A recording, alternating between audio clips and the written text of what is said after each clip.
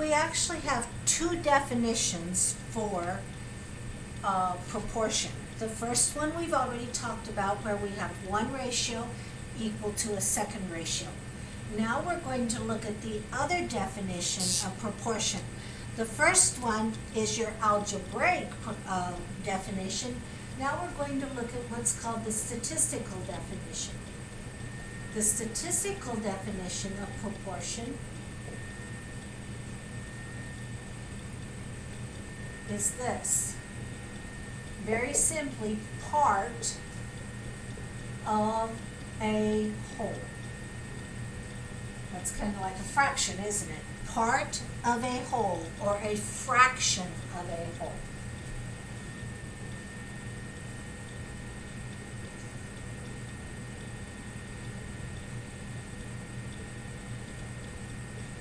There's another way to put it. So, when we say 1 of 200 Americans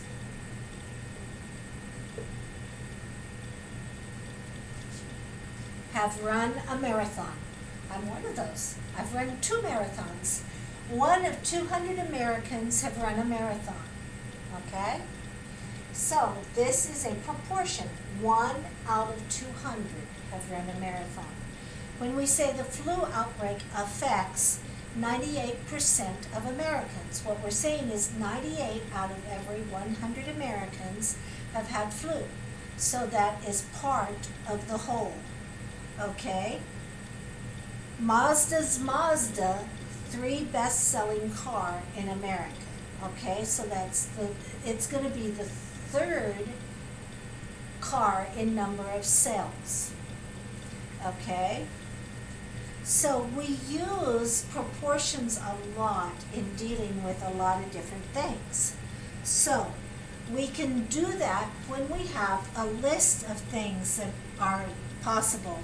If you turn to page 167 in the book, in the middle of the page it has April 2014 car sales.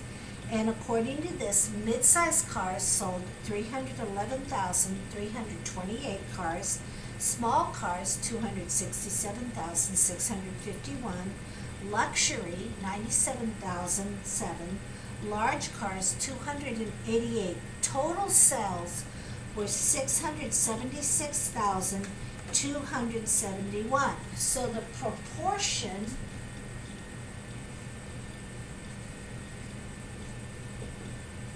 of mid-size cars sold would be the number of mid-size cars, which is 311,328, over the total number of cars sold, which is 676,274.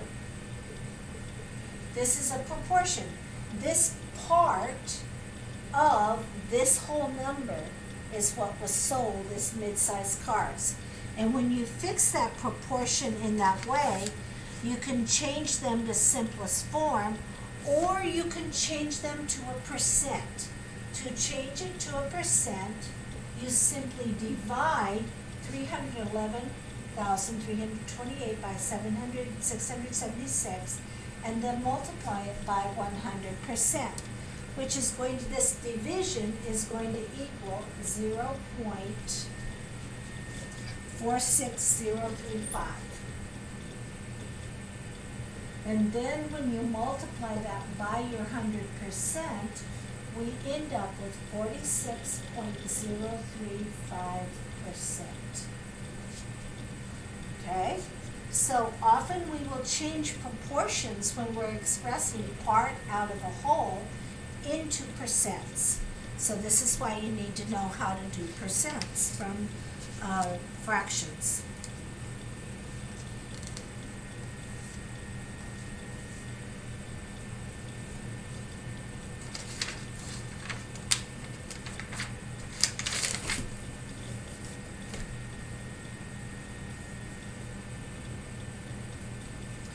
Okay, another example given in the book was simply if we had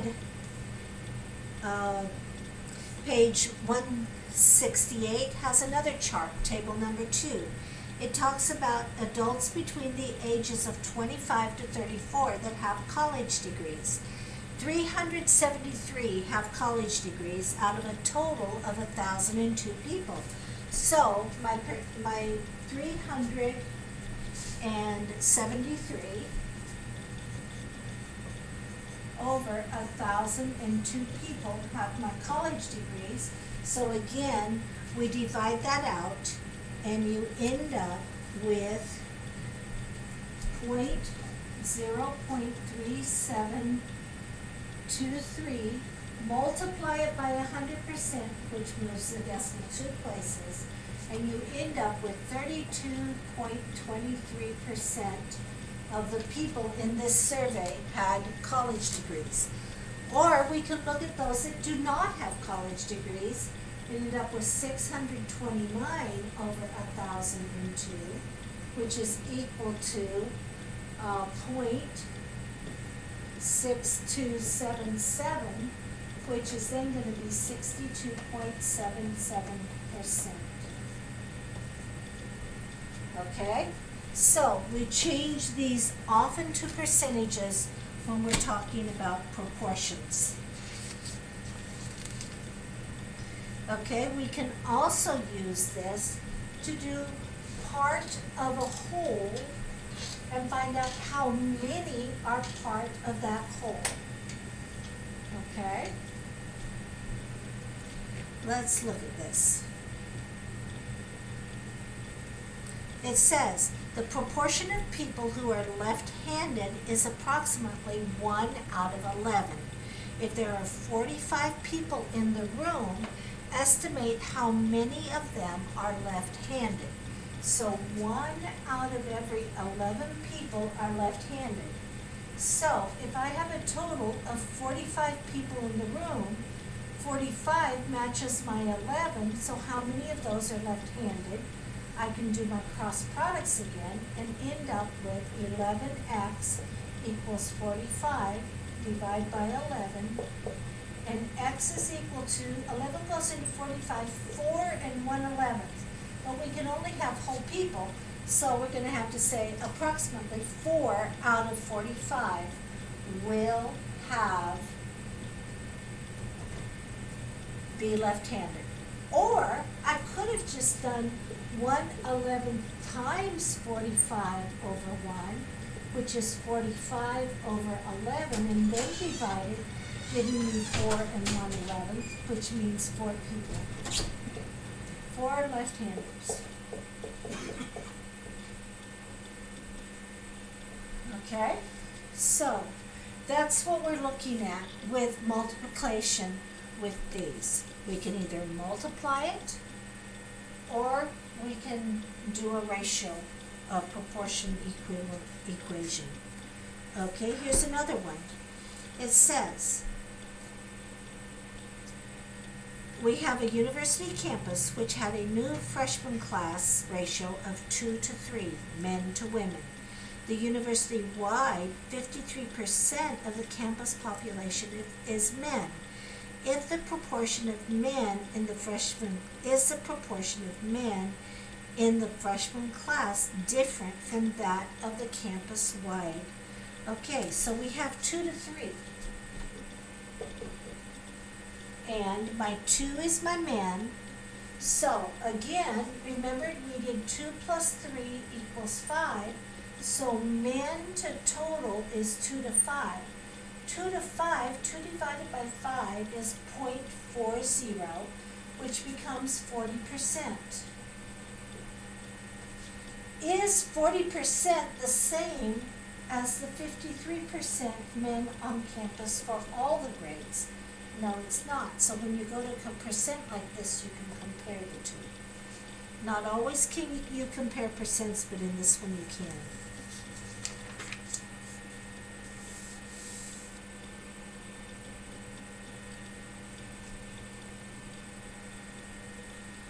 Okay, they have another one that's talking about the Earth's surface and the Earth's crust with big numbers, and they're a lot of work. Okay, if there are 60 Okay, suppose you earned a B on your last History 102 test by getting 80% of the questions correct. So let's look at this. You get 80% of the questions correct.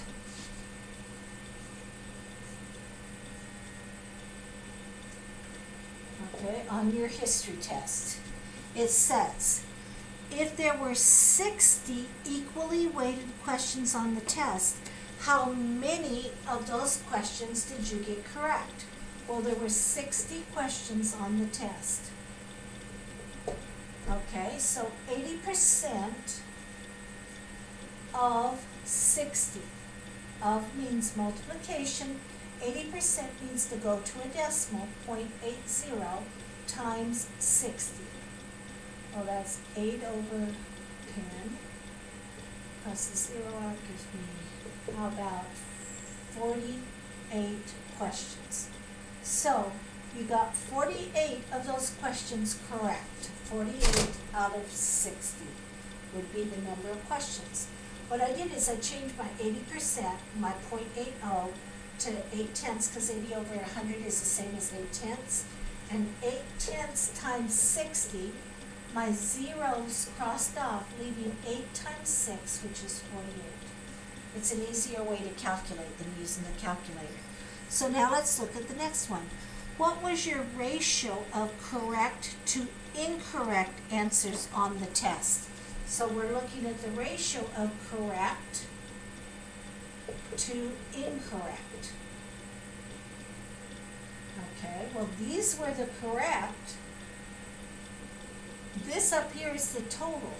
So how are we going to find the incorrect? Well, you have to take the correct from the total. So 60 minus 48 is going to leave you 12 incorrect questions. So correct would be 48 over 12, which is 4 to 1, because I divided top and bottom by 12. And that gives me 4 to 1. So 4 correct to 1 incorrect would be your ratio.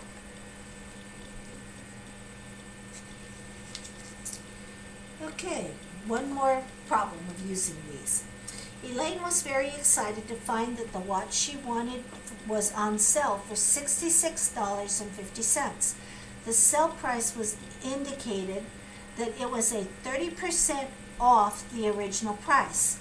Find the original price of Elaine's watch. Okay, so let's look at that. The sale price was $66.50. And we're going to put it over 1. It says that this price is 30% off the original price, which therefore this means that 100 minus 30 gives you 70%. So this price is 70% of the original price. So therefore, we want to know what my original price is, and that's equal to 70%, which is 70 over 100.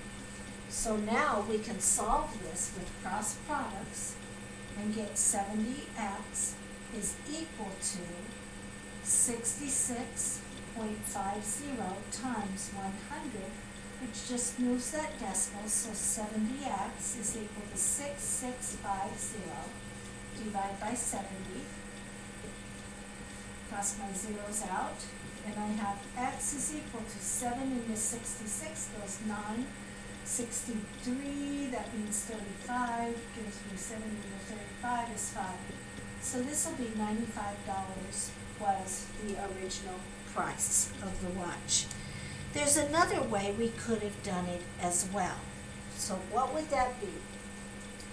Well, we could say that 70% of the original price is equal to 66.50. So you could have written it 70% of my original price is equal to $66.50. My original price is X, and that's going to be a decimal 0.70 times X, so that's .70 x 66.50. Divide both sides by .70. And now x is equal to, and this would be easier done on a calculator. So you'd have 66.5 divided by .7 gives me 95. So x is equal to $95. So you see, it's really important to label these problems, and it's really important to be able to figure out what you're doing with them. Okay, guys, you're on your own now to do these assignments, but if you need help, you know where to come. Just go ahead and come online and get the help you need.